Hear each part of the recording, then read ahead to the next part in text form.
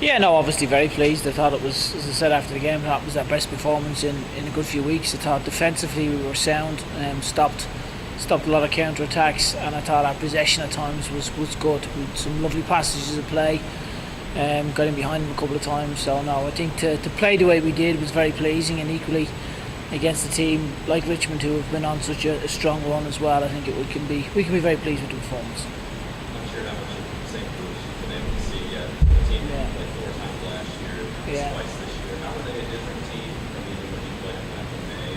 So challenging today. Yeah, I mean, obviously there's been a change there with Day leaving, so we've just started watching the San Antonio game. So they'll obviously have their threats. They'll be desperate to beat us, local derby. So I think for us it's making sure that we go about things the right way, like we've spoken about, and encouraging the players to keep that level of performance. I think that's the biggest thing for us. Sorry for the player that a lot of people were talking about as far as being able to play all the positions on the field. Yeah.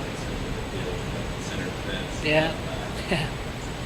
How do you prepare a player for that? You tell them you've been playing defense for 2 years, now come here, do that.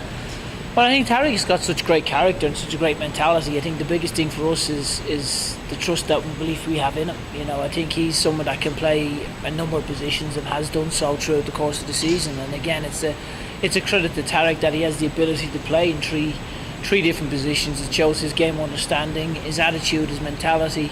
But equally, when you're a good player, you'd like to think that you can play in a number of positions, and he's someone that has been able to drop in numerous positions for us. And again, it speaks volumes about his character and his mentality and his willingness to adapt to help the team. Since you lost 2 games to end your lives, kind of back in form on the street, what have you seen change or recently with the move of the locker room? I think the spirit was very good, but I think again when you look at the quality of our play and our both our defensive shape and our attacking shape, I think our timing of runs was very good in particular. So I think there's, you know, when you lose a game, I think people have a tendency to think the world is ending, and when you win, you know, they think that you're going to go on and you're going to conquer the world. I think it's keeping level-headed and making sure that you stay in balance, and that's something that we've been able to do throughout the course of the season.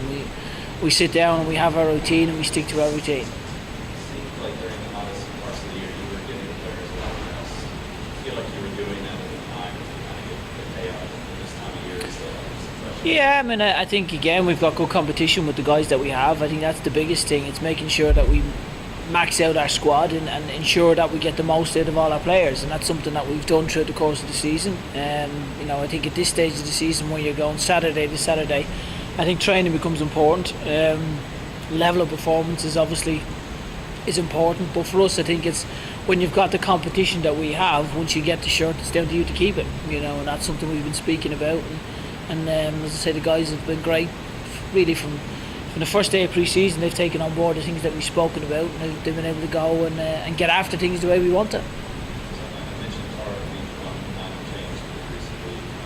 The other that stuck out the other night was Chamber and Ben. What are they going to do to get themselves back in? Yeah, I mean, I think people want to speak about Chandler and Ben, but you know, I think they both performed well throughout the course of the season and given us a good contribution. So I think for them, it's doing what you've been doing. You know, get back into the team by working hard in training, and look at what some of the other guys have done. They've done it as well. People want to speak about Chandler and Ben, but there's been other guys throughout the course of the season that have been in the same situation. You know, they have obviously had to work hard to get back into the team, and then when you do, just keep your spot. What does that say to you? You got to be ready for your opportunity. When it comes, you got to be able to take advantage of it and realize nobody's safe. You got to keep going. Well, that's the biggest thing. We certainly don't want any type of complacency. So I think for us, it's making sure the players understand that when you get an opportunity to play, perform, and you keep the shirt. And equally then, you know, Monday through Friday, you have the chance to perform as well in training, and that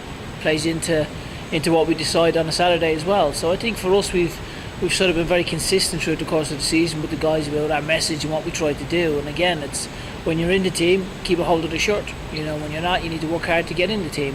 And it's really, for us, it's pretty simple. You know.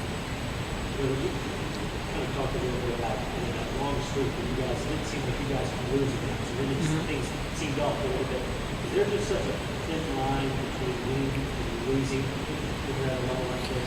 Yeah, I think there is. I think there's also factors that come into play that you need to manage, we spoke about. But no, I mean, for us, I thought the level of the performance on Saturday was probably, we haven't seen that level of consistency for a number of weeks. So to see that level of consistency was really pleasing, and to be garnering the little bit of momentum that we are again is very encouraging going into the playoffs, which is exactly what we want. So hopefully we get a good week's training and we can continue that against St. Louis. But St. Louis themselves are fighting for the playoffs, so it'll be a very tough game, local derby. So yeah, it'll be a big game for us on Saturday for both teams.